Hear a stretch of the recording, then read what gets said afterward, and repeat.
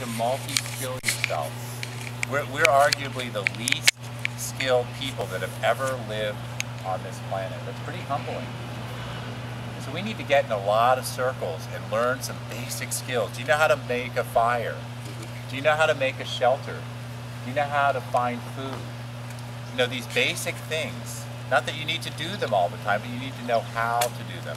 And then we can get on to the next level of the art and the culture and the poetry and the singing and the joy of nature and immersing ourselves into nature and getting, you know, all those things. But we need to get the basic things down first, and that's a big part of what this is about. So in the results discussion of it, let me touch in on some of those. I need us to, it's something I talked about in the walk today and have been talking about for the last week around the region here. I've been within an hour of here for a week talking to a couple hundred of us. And we need to see that our way of thinking, our language, our science, all of our institutions are limiting us. And so the best we can do tonight is hint that there's something beyond that. We can look that there's something beyond what we're able to get at with our English language. And you can read Spell of the Sensuous by David Abram and get a sense of where our language is holding us short. You know, as we took all these years of English, did anyone ever tell you where the alphabet came from and what its roots are? It's incredible. The days of the week, look at the days of the week. We need to assess our language and reshape it in a way that isn't limiting. Our science is incredibly limited. It was done because 400 years ago, the religions of the time were holding back language to feed the needs of the religions. They wanted to use language to help justify their stories in their sacred works, which, you know, has a place. But when the scientists were going out to do that, they were finding all these things that didn't coincide with the stories in the books, and you know, so a lot of conflict happened. But the science kept getting more powerful, so a deal was struck, you know, where the religions could have the spirit and the science could have the mind and the body. And so that worked for a little while, except immediately the sciences grabbed onto the business people, and the businesses started linking to the science, and now we're in cahoots with the corporations, and the sciences are linked up where the scientists are being funded by the corporations, and we're in that same little, so we need to have another Boston Tea Party.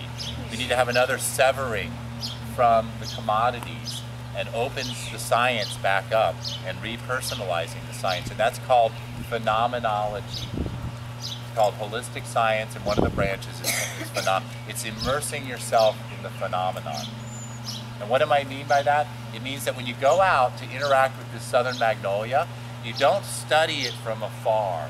You don't take clippings and send them off to laboratories to get chemical analyses. You actually go into the tree as an elder with your imagination, which is a tool, and you learn from the tree, and you interact from the tree, and you hear the stories of the tree. It's a whole different approach. You try to be subjective rather than be objective. I know being objective is, I know it's in there, objective is the thing to be, but remember, as Thomas Berry says, and you should read his book, The Great Work, which is a little book, even though it's a great work. He says, what are we? We are not a collection of objects, but a communion of subjects. You see that? The reductionist model is too simplistic. It works well with like how to design a car, but it's horrible in how to raise a human. It's excellent in how to build a bridge, but it's horrible about how to predict the weather. Okay? It's excellent in how to you know, design a road, but it's horrible in how to grow food. The reductionist method is limiting, and we need to step out of that, and we already did. The news didn't get to you, but 60 years ago, a man came along named Albert Einstein. He and a bunch of his friends said, you know, Newton, you're long dead now, and your ideas are last century. They're so old. They're so limited. The world is not a clock. And they took it all down. Physics had a revolution. And we had chaos theory, fractal theory, quantum theory, special theory of relativity. You've heard those words and you've probably been intimidated about them, but they're really something we could all do personally if we took the time. It's not hard. But it's really just breathing and living. Those are the things that justified that way of being. And so it's a matter of how to open up to that.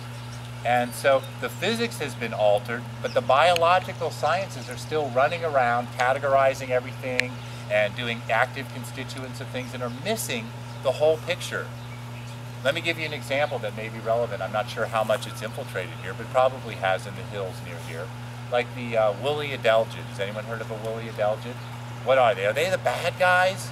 Are they the things we need to kill? Are they the things that are doing the destruction? Are they the ones that are taking out the hemlock trees? Wait a minute. Let's back up here. In a reductionist way, we can see that. We see, woolly adelgids living all over the hemlock trees browning and dying. They must be the problem. Wait, no, they're the messenger. You don't kill the messenger. We know that, right? They're the messenger. They're saying, hey, guess what? The hemlocks are weak. Why are the hemlocks weak? Well, the atmosphere is changing. Why is the atmosphere changing? Well, gosh, we have how many billions of cars out in the road? What does our industrial pollution look like? What's this thing we call acid rain? Go to the top of Mount Mitchell. Has anyone ever been there, the highest point east of the Mississippi? Have you seen the melting of trees? That's why the hemlocks are weak. And the woolly adelgid is telling us, hey, you better pay attention to that. That's a lot harder of a problem. It's easier when the West Nile virus comes to say, we have to do something, let's spray melathion, up and down the East Coast, which is what they've been doing, quietly and subtly, passing over cities and spraying them to try to beat this thing down. You can't beat it down. All you can do is dance with it. Because we're in an ocean of microbes. This much air has 250 different species of fungi in it. Every breath, you're breathing in thousands and thousands of different organisms. And we're part of that. You can't put a raincoat on and jump in a swimming pool and expect to stay dry. It's not going to work. And that's what people do. They take their DEET and they go out and they think, oh, I'm fine now. No way. They spray Roundup along the roads. Oh, that'll keep it back. Yeah, that's why they have to spray it over and over and over again with more and more concentrated, because it's not going away. That way is a dead end. And so we need to open up our sciences. We need to open up our minds to a holistic way of being. It's essential to understand that in order to understand the work that I'm talking about in here. Because as I studied the results of the questionnaire and went into it, I did a phenomenological study into the data as it was coming in and had it tell me insights about trends of what was going on. Now, what was exciting about that was what we found when we got the results, or what I found when I got the results from all these questionnaires, is that there were 23, I asked these herbalists about 64 different plants. I said, what is the relationship that you have to these 64 different plants? And I found that 23 of these plants were the core plants to these herbalists. They used them as their medicine, their food, they recommended them to others, they prescribed them to people. And I list the ones in here, and you would know many of them. Everything from garlic to yarrow to cayenne, these common ones. And then there was another 14 that the herbalists would use irregularly, but counted on. They knew them well, they used them. So that's, 37 out of the 64 herbs. Now these herbs weren't just random herbs. I tried to pick the most common herbs, the most well-known herbs from around the world were the ones that I asked them. But not just from our culture, but from all the cultures I had studied, and all the cultures I had read about.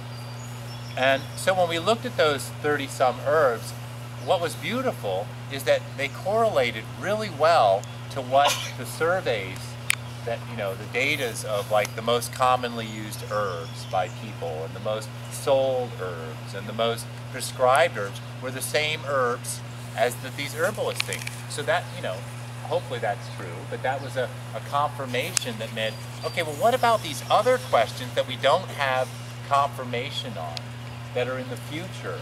that might happen. Well, that gave a strong foundation that these